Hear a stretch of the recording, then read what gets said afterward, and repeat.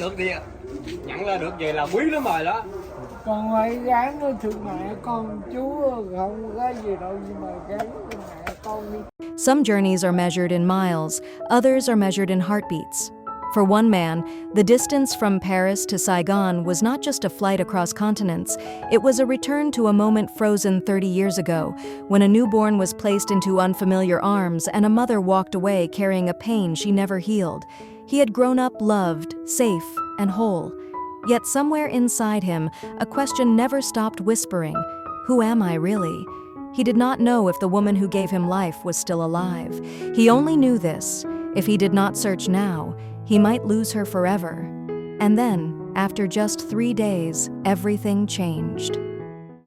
The child who was let go. 30 years ago, in the crowded corridors of Tu Du Maternity Hospital in Ho Chi Minh City, a baby boy entered the world weighing just over 3 kilograms, healthy, strong, and unaware of the fragile line his life already stood upon. His mother, Chow Thi Hoa, was exhausted, frightened, and utterly alone. Her life, even before that moment, had been marked by fracture. A first marriage had collapsed into silence. A second marriage, entered with cautious hope, followed the same cruel path.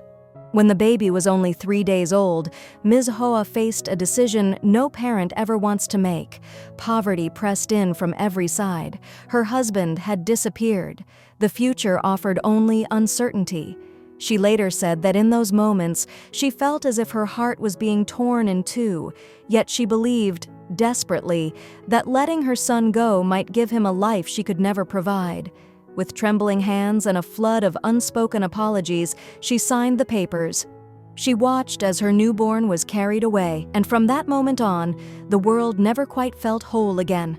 The baby was transferred to the Center for the Rehabilitation of Malnourished Orphans in District 3. There, caregivers gave him a name, Cao An Tuan.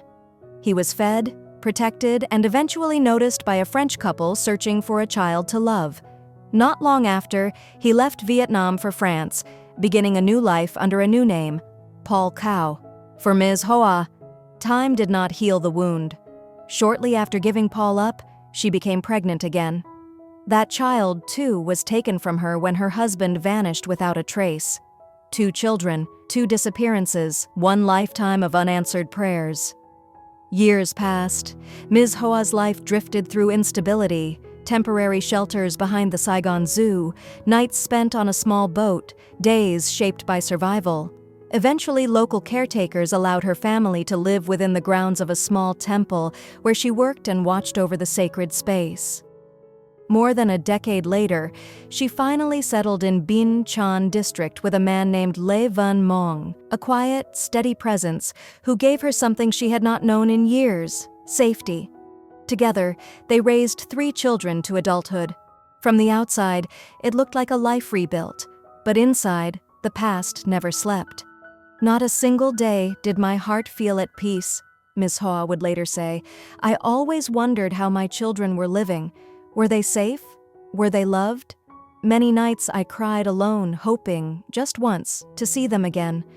She searched when she could, asked when she dared, but the world remained silent. Unbeknownst to her, far away in France, the child she had let go was growing into a man who carried her absence like a quiet echo, never angry, never bitter, but always present.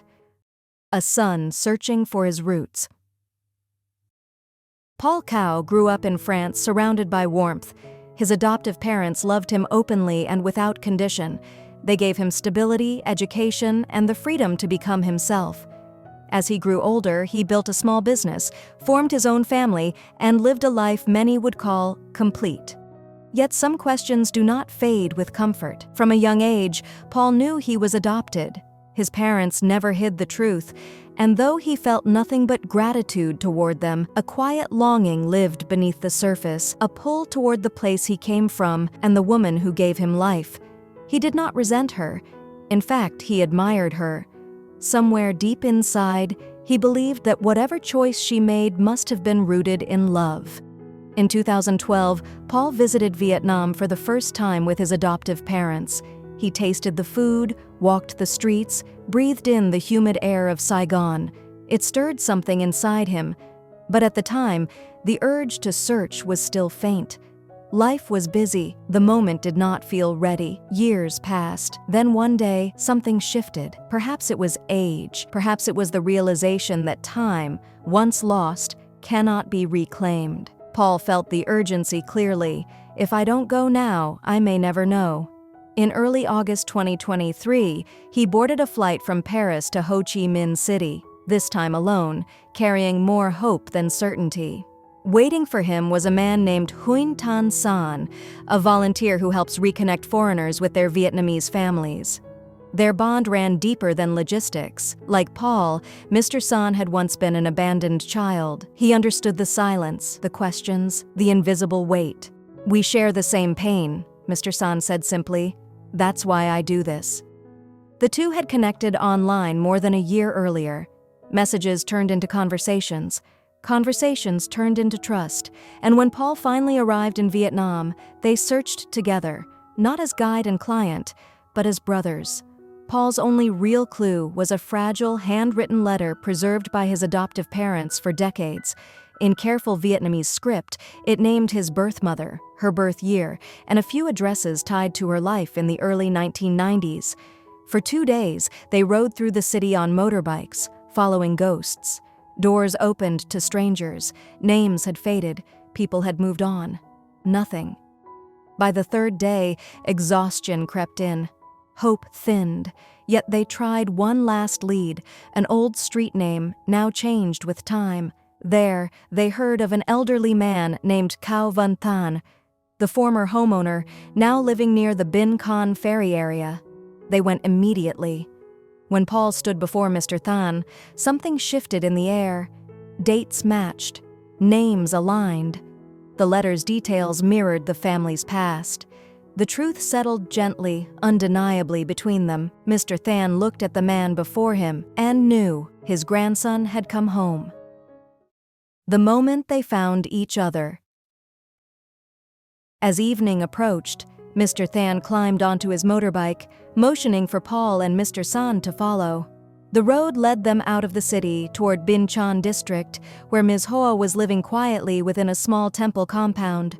She was not home yet. Only her husband, Mr. Mong, sat waiting. "Call your wife," Mr. Than said. "It's important." When Ms. Hoa returned from selling ducks that evening, tired and unaware, she stepped into a moment that would undo 30 years of sorrow in an instant. With Mr. San translating softly, Paul stood before her, hands trembling, eyes searching. She did not hesitate. She knew. Before words could fully form, mother and son collapsed into each other's arms, tears spilling freely. Years of guilt, longing, and unanswered prayers broke open all at once. Paul felt the truth settle in his chest, not as a shock, but as a recognition he had carried his entire life. In that embrace, Ms. Hoa learned what she had feared most and hoped for most. Her son had lived. He had been loved. He had come back. Mr. Mong watched in stunned silence. He had known his wife carried pain, that she had lost a child long ago, but he had never known the full story. When she cried about him, "I didn't ask," he later said. Pain like that doesn't need questions. Instead of jealousy or fear, he felt only gratitude. As a man who had himself known abandonment, he understood what this reunion meant. That night stretched long into memory. Stories were shared, years were bridged. Near midnight, Paul reluctantly left, promising to return the next day. Word spread quickly. Family members traveled from distant provinces. Children, siblings, grandchildren gathered, drawn by a miracle no one had believed would happen. At a simple midday meal in Bin Chan, Paul sat beside his mother, listening more than speaking. His Vietnamese was imperfect, but his smile said everything. "I know how to say me now," he laughed, "and how to say zo." Ms. Hoa barely spoke. She served him food, wiped her brow, and stared at his face as if afraid he might disappear again. "Before he came, I had so many questions," she said softly. "Now that he's here, I don't need them anymore."